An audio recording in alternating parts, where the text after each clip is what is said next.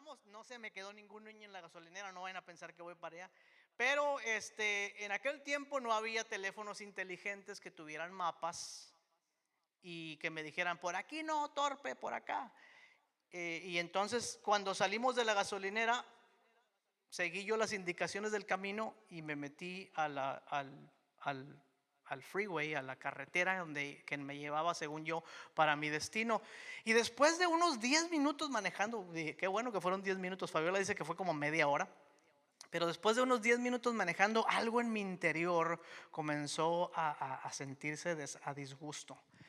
Y empecé a sentir como que no iba yo en la dirección correcta. Y ya ve que las señales no aparecen constantemente en el camino, pero de vez en cuando aparece una señal que dice, decía 5 norte, 5 norte, 5 norte. Espérate, si yo voy para el sur. Y me doy cuenta en ese momento que estoy en el camino equivocado. Y obviamente me salgo de la carretera y hay que buscar cómo regresar y eso. Pero lo interesante de la historia es esa cosa que algunos de nosotros bueno, yo tenía, ahora ya no tengo, después de Siri ya se murió eso, pero antes, ¿verdad que sí? Iba uno por el camino incorrecto y a poco no se daba cuenta uno. Decía, oye, no, por aquí no es. Y como que el cuerpo le avisaba a uno que vas en la dirección equivocada y decías, no, a ver, tengo que pensar bien para dónde voy. Y se reorientaba uno en el camino. Ahora ya no, ahora ya cuando manejamos, ya llevamos el teléfono puesto todo el tiempo y nos van diciendo si vamos bien o si vamos mal, nos van corrigiendo. Yo tengo dos en el carro siempre, la esposa y el teléfono, que me va diciendo, por aquí no, por acá, métete aquí. Se dan cuenta que, bueno, ¿para qué nos metemos en problemas? Pero cuando uno maneja con alguien más, como si la otra persona supiera manejar mejor que uno, ¿no? Hay un carro ahí enfrente, ya lo vi. Está en rojo la luz, ya la vi. Métete por acá. Oye, pues ¿quién va manejando, tú o yo? Y les dice uno, ¿no quieres manejar tú? ¿Really? Se enojan con uno. Pero bueno, eso es un paréntesis ahí de lo que estoy diciendo. Todos tenemos una brújula interna que nos indica el camino. Y es más, fíjense, si no tuviéramos que depender tanto de la tecnología para dirigirnos, les estoy seguro que si no tenemos la tecnología, regresa a nosotros esa brújula interna que nos dice que vamos por el buen camino o por el mal camino. Como que empieza a regresar en nosotros esta brújula interna que nos indica si estamos bien o si estamos mal. Y todos tenemos este sentimiento interior que también nos indica que las cosas en el mundo en que vivimos no van por el camino correcto. A veces ni tenemos que ver noticias o ni tenemos que escuchar muchas cosas para darnos cuenta y para sentir acá en donde se sienten las cosas, ¿no? Como dice el poeta cubano, dice, cuando penetra acá en lo hondo y en lo blando, penetra esa sensación de que las cosas no están bien, de que las cosas no marchan bien. Por ejemplo, nos indignamos ante la injusticia, ¿sí o no? Pasa un asunto, por ejemplo, ahí vi en las redes sociales, incluso algunos de ustedes quejándose o poniendo sus muestras de apoyo para un joven que fue condenado a 10 años de prisión por un accidente con su vehículo. ¿Verdad? Algo así, ¿no? Y mientras a otra persona que había matado a unos niños, a esa persona no le dieron 10 años, le dieron 4 años. Y nos indignamos ante la injusticia. O sea, esa brújula interior nos dice, eso no está bien. Ahí no están bien las cosas. Lamentamos la falta del calor humano. Hay algo en nuestros ojos que nos dice, oye, ¿por qué la gente es así? Hace unos días atrás mi hija Abby tuvo un accidente, un terrible accidente. Sí, otra vez. ¿Dónde está Abby? Otra vez. Gracias a Dios que el Señor guardó su vida, porque fue un accidente muy, muy feo otra vez. Y no solo el accidente fue terrible, pero la actitud de las personas con quienes ella tuvo el accidente. Es decir, que no solamente la chocaron, pero una mujer que ni era parte del accidente, pero era familiar de los que habían tenido el accidente, vino desde su casa y golpeó a mi hija ahí en la calle. Y gracias a Dios que su papá estaba ahí para medio protegerla, pero igual.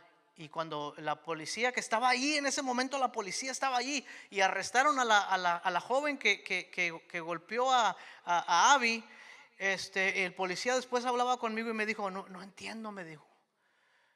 Me decía, antes yo no veía estas cosas, pero ahora dice, casi en cada lugar donde vamos, la gente ha perdido esa compasión por otros, ha perdido ese cariño por los demás, ha perdido esa humanidad. Y ahora dice, donde quiera que vamos, si hay un accidente, la gente se anda matando, dice. Y andan no solamente con sus propias manos, pero a veces hasta traen armas para lastimar a otras personas, dice. Y me decía el policía, dice, ¿qué ha pasado con el calor humano? Y sí, esa brújula interior nos dice a nosotros que algo falta. Nos dolemos, por ejemplo, con el sufrimiento de los niños o de los que no tienen un hogar, y nuestros corazones se acongojan y decimos, ¿será que nosotros podemos hacer algo al respecto por estas personas? ¿Será que podemos ayudar, incluso sacrificar alguna cosa nosotros para poder ayudar? Y esa brújula interior nos dice que ese camino por el que vamos no es el camino correcto, que las cosas no marchan como debieran marchar. Ese compás interior nos lleva a lamentar y llorar la muerte de nuestros seres queridos, y muchas otras cosas más que si las seguimos platicando, muy pronto nos vamos a dar cuenta que sí, que hay estas señales en nosotros mismos, hay estas señales en el mundo mismo, este compás interior que pareciera dirigirnos a un lugar que es mucho mejor que el lugar que existe ahora, pero que realmente ni siquiera sabemos cómo es. Este compás interior que nos dirige hacia una vida, o nos quisiera dirigir hacia un lugar donde existe la justicia, donde los que lloran son consolados, donde la maldad es purgada, donde las despedidas no existen, donde los amigos no nos abandonan, donde los matrimonios no fracasan, donde la gente no muere. Y hay algo en nosotros que nos dice que hay un mundo así, o debiera haber un mundo así, que no fuimos hechos para vivir de la manera como vivimos hoy. Y también es un buen ejemplo cuando nos encontramos con algo bueno que ha ocurrido y nos llenamos de gozo, como si por un momento hubiéramos encontrado una señal de que las cosas van a estar mejor.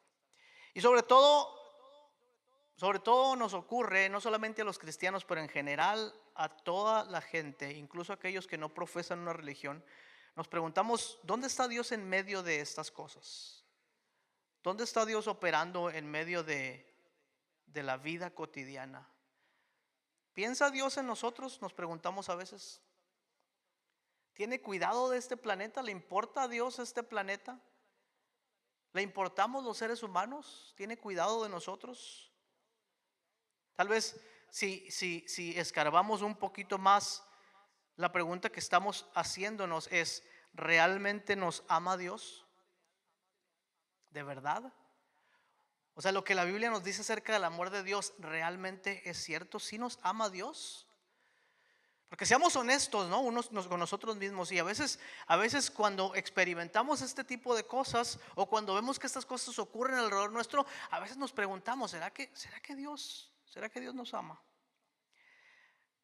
A veces las preguntas no parecen tan importantes cuando nuestra vida está marchando bien o vamos por el buen camino, pero definitivamente pensamos en ellas cuando nuestros planes se desmoronan, o cuando la vida no nos trata como pensamos que debiera tratarnos, o cuando se nos escapan de las manos las cosas que son importantes. Si Dios nos ama y creemos que Dios nos ama, ¿cómo muestra su amor en este mundo? Porque si estamos aquí hoy, nosotros los que nos llamamos cristianos, es porque hemos creído en el amor de Dios, ¿no es cierto? Aún si usted no es cristiano y está aquí hoy con nosotros, es porque de alguna manera esas señales en su interior, esa brújula interna, le está diciendo que debe haber algo de amor en el mundo, debe haber algo del amor de Dios. Tal vez usted se acuerda de cuando le enseñaron cuando era pequeño o era pequeña acerca del amor de Dios. Dice, debe existir algo como el amor, pero ¿cómo se muestra el amor de Dios en el mundo? El pasaje que vamos a ver hoy, que ya leímos, trata de este asunto de una manera muy especial. Tal vez la manera más importante de cómo nosotros percibimos y cómo recibimos el amor de Dios. Es uno de los pasajes más hermosos de la Escritura.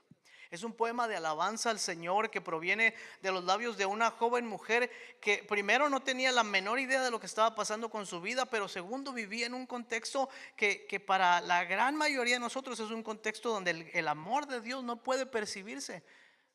Siendo parte de un pueblo oprimido, de una nación pequeña, de un grupo de personas que son casi esclavos del imperio más grande y terrible que haya existido en la historia de la humanidad.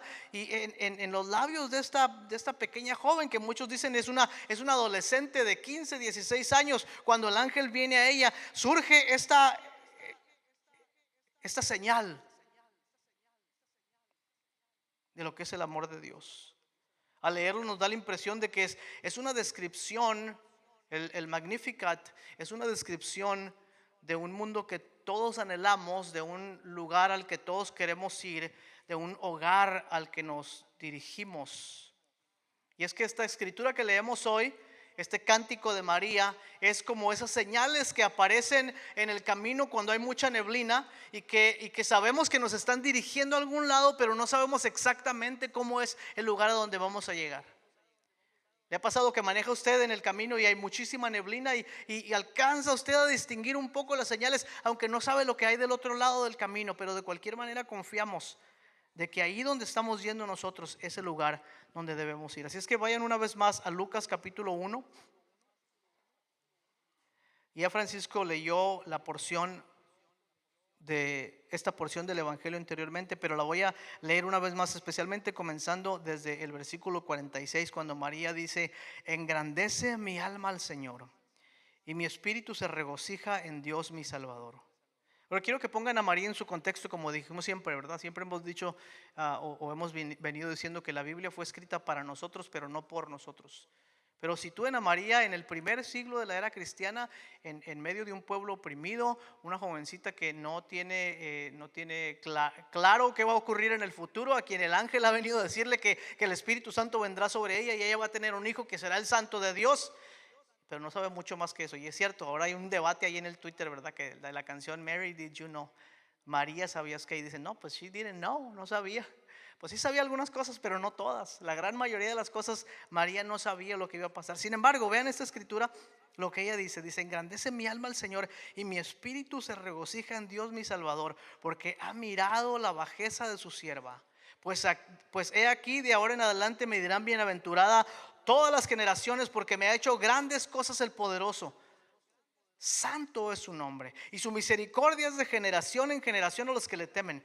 Hizo proezas con su brazo, esparció a los soberbios en el pensamiento de sus corazones. Quitó de los tronos a los poderosos y exaltó a los humildes. A los hambrientos los colmó de bienes y a los ricos envió vacíos. Socorrió a Israel su siervo, acordándose de la misericordia de la cual habló a nuestros padres para con Abraham y su descendencia para siempre. Un hermoso poema que sirve como una señal en el camino, que nos indica, como ese compás que nos indica el hogar donde un día quisiéramos estar, pero al cual todavía no hemos llegado. Entonces María comienza con este canto de alabanza, que es lo primero que ocurre cuando nos encontramos ante la grandeza de nuestro Dios. Ella dice que Dios ha mirado su bajeza y el Altísimo ha hecho grandes cosas con ella. O sea, lo primero que ocurre en la vida de una persona cuando realmente se encuentra con el Dios bondadoso, que es el Padre de nuestro Señor Jesucristo, cuando alguien se encuentra con el amor y la misericordia de Dios, cuando alguien se siente sobrepasado, rebasado por la grandeza de Dios, lo primero que hacemos, ¿no es cierto?, es elevar una alabanza a Dios.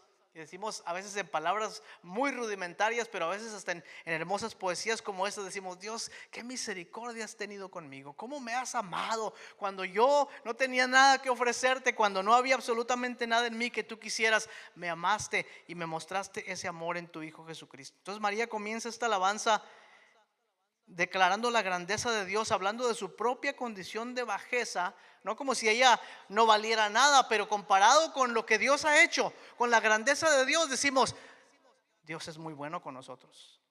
Dios es muy bueno con nosotros, porque no tenemos absolutamente nada que ofrecerle. Sin embargo, Él se ha ofrecido por completo a nosotros. Habla de la grandeza del Señor, ustedes notaron en el texto, y de la obra de restauración de todas las cosas. De lo que Dios dice, Dios has hecho grandes cosas conmigo. Y después va a hablar de lo que va a hacer en el mundo. Y dice María, santo es su nombre. La santidad de Dios no lo aparta de nosotros, no lo aparta de su creación. A veces cuando leemos que Dios es santo, pensamos que Dios está completamente apartado y no tiene interés en nosotros. No, la santidad de Dios no lo aparta de su creación, lo acerca a su creación para santificarla. Así también como a nosotros la santidad no debiera apartarnos de nuestro prójimo para que no nos contamine, sino debe acercarnos a nuestro prójimo para santificar también la vida de los que nos rodean. Después habla de cómo Dios va a establecer su reino sobre la tierra y habla precisamente de aquellos poderes del mundo que parecieran siempre tener el control de todas las cosas, cuando no son los poderes del gobierno, son los poderes espirituales o son los poderes que nos han defraudado y nos han deformado para buscar las cosas que no debíamos buscar. Y ella habla de estos poderes diciendo que Dios mismo va a quitar a los poderosos y va a exaltar a los humildes. Da una descripción del reino de Dios. Me pregunto si cuando Jesús escuchaba estas palabras mientras era un niño, no fueron reflejadas también en el sermón del monte más adelante, cuando él decía, bienaventurados los mansos, porque ellos heredarán la tierra. Se quitó de los tronos a los poderosos, exaltó a los humildes, a los hambrientos colmó de bien. Y esta no es una poesía que surge nada más de alguien que está pensando en lo que pudiera ser. Está hablando surge de alguien que ha tenido hambre. Surge de alguien que ha experimentado el poder de los poderosos. Surge de alguien que ha visto caer a Israel. Y en esta alabanza le dice al Señor, tú eres, Señor, el que va a llenar los corazones de los que han estado vacíos y vas a vaciar a los que aparentemente han estado siempre llenos. Y finalmente regresa en el último versículo al pacto que Dios estableció con Abraham en Israel. Dice, tú estableciste este pacto con Abraham, con Israel. Ahora, lo difícil de leer un pasaje como este, que es esta señal en la neblina que nos muestra el camino al hogar, un hogar que no sabemos realmente cómo va a ser y que no podemos ver completamente. El problema de un pasaje como este y de pensar en el amor de Dios es que muchas veces no parece que eso que Dios dijo que iba a hacer, o por lo menos que María dijo que Dios iba a hacer, se ha llevado a cabo. Y pensamos muchas veces en el amor de Dios como algo abstracto, como algo lejano. No sé si a usted le ha pasado esto, que a veces pensamos en el amor de Dios y decimos, Dios nos ama, pero nos ama de lejos. Es como cuando en una ocasión le decía yo a mi hermano que estaba llorando porque pues no tenía ni para comprar gel para la cabeza. Y decía, hermano, ¿y tú crees que Dios se va a interesar en tu gel? Ahí me lo imagino al ángel Gabriel diciéndole al Señor, Señor, tenemos una crisis de hambre en Europa, en África. Señor, hay guerrilla en El Salvador y en Guatemala. Señor, los niños están muriendo en Chile porque los están matando en la calle. Y por cierto, Tony necesita gel. ¿Tú crees que Dios va a estar interesado en tu gel? Y a veces esa idea del amor abstracto de Dios, donde pensamos que Dios no está interesado en nosotros porque vemos el mundo y vemos las cosas que nos pasan y decimos, tal vez Dios nos ama, pero tal vez Dios está lejos de su creación, o tal vez nuestras vidas no son tan importantes para Dios como nosotros quisiéramos que fueran. Tal vez Dios no está interesado en arreglar los problemas de la humanidad. ¿Se han puesto a pensar en eso? Que Dios pareciera tan lejano a veces que tal vez los problemas de la humanidad no le interesan. Este es un pensamiento muy común para las personas que sienten el peso de la maldad en el mundo, o el peso del sufrimiento del mundo, que ven las cosas que no están como debieran estar, pero también se preguntan si acaso Dios realmente nos ama. Hace unas semanas atrás yo platicaba con una persona y me decía, bueno, pero si Dios nos ama, ¿por qué hay tanta maldad en el mundo? ¿Usted se ha hecho esa pregunta alguna vez? Si Dios nos ama, ¿por qué Satanás y no Jesús parecieran ser el rey de la humanidad? ¿Y por qué si Jesús resucitó y la Biblia dice que este es el inicio de la nueva creación y que ya Él es el rey de todas las cosas, ¿por qué pareciera que es el diablo y no Jesús el que es el rey del mundo? Y esas preguntas son válidas. ¿Saben por qué son válidas? Porque apuntan a esta incongruencia. O sea, nuestro compás interno nos está diciendo que algo no está bien con el mundo en que vivimos.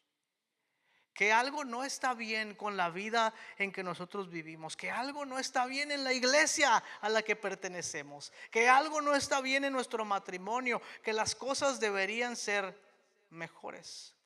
Y Magnificat, este cántico de María, realmente nos dice cómo debían ser las cosas, pero no lo son en este momento. No lo son en este momento. Y por eso buscamos de una manera desesperada hacer que las cosas sean así. Por eso es que tenemos una completa revolución en el mundo de gente diciendo las cosas debieran cambiar, los gobiernos debieran ser derrocados o la injusticia debiera detenerse. Pero la gente no sabe cómo hacerlo.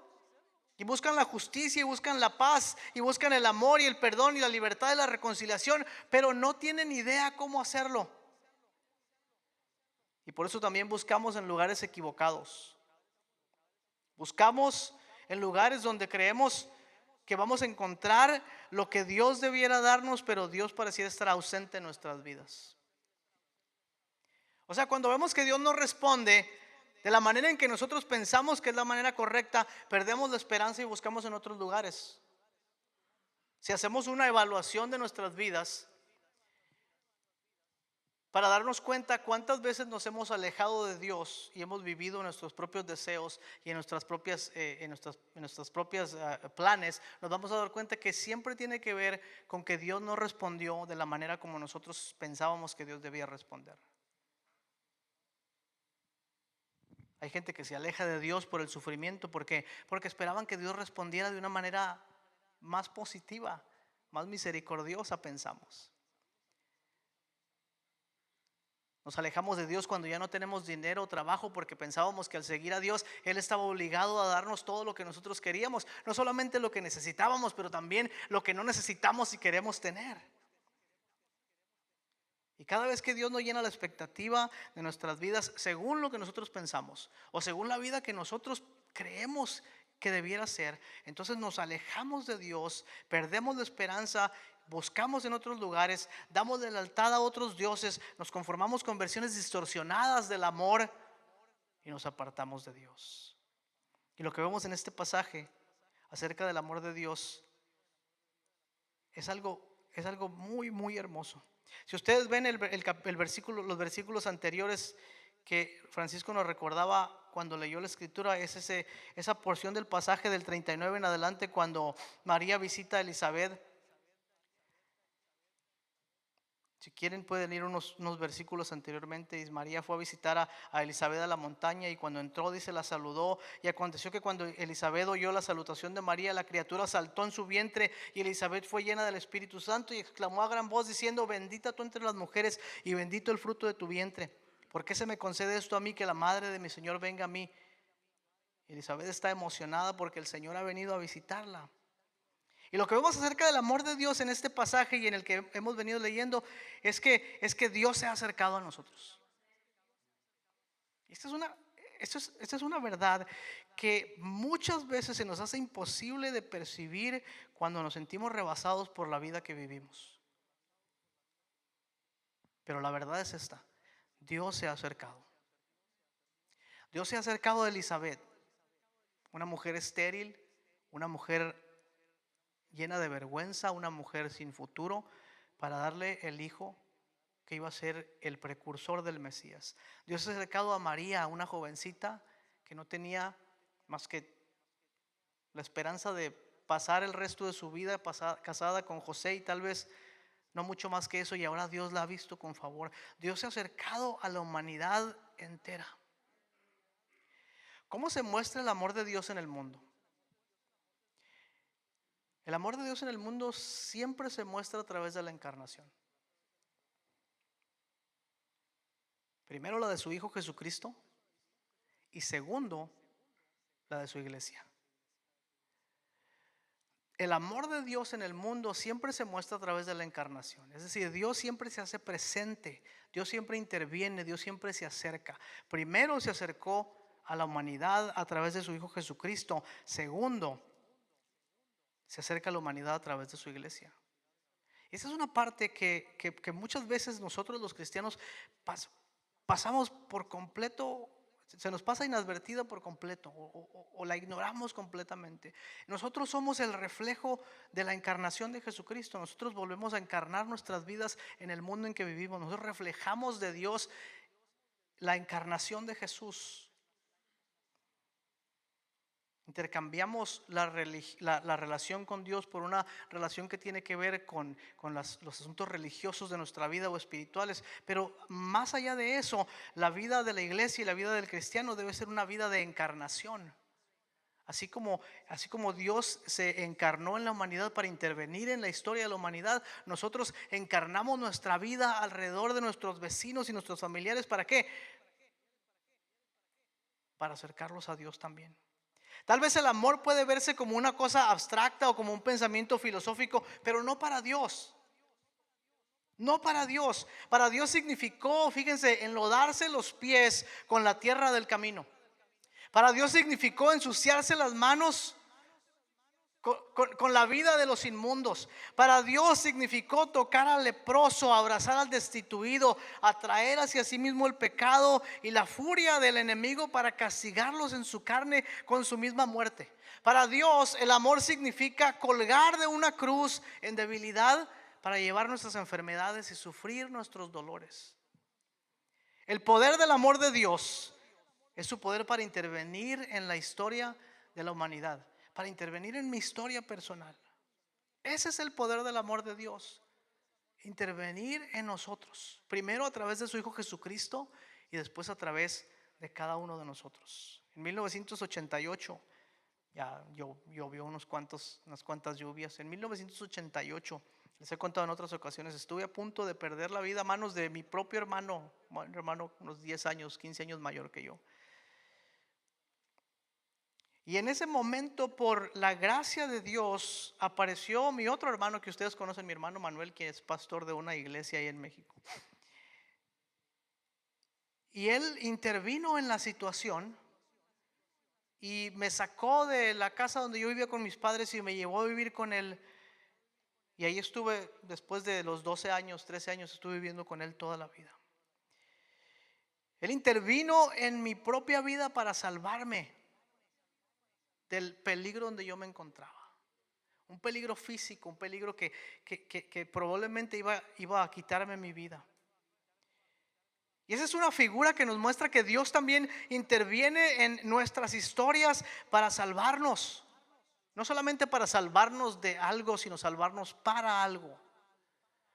Porque si Dios nos salva de nuestro pecado, pero nos salva para reflejar su gloria. Nos salva de la muerte para vivir su vida. Nos salva de la inmundicia para vivir en su santidad. Nos salva de algo para algo. Nos libera de algo para poder ser algo.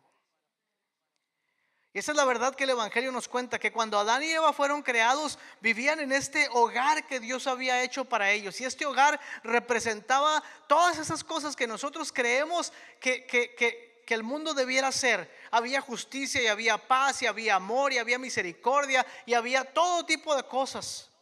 El jardín era su casa, pero también era el templo, era la habitación de Dios entre los hombres. No solamente Adán y Eva se encontraban con ellos mismos en el jardín, pero se encontraban con Dios, porque Dios había hecho su habitación con los hombres.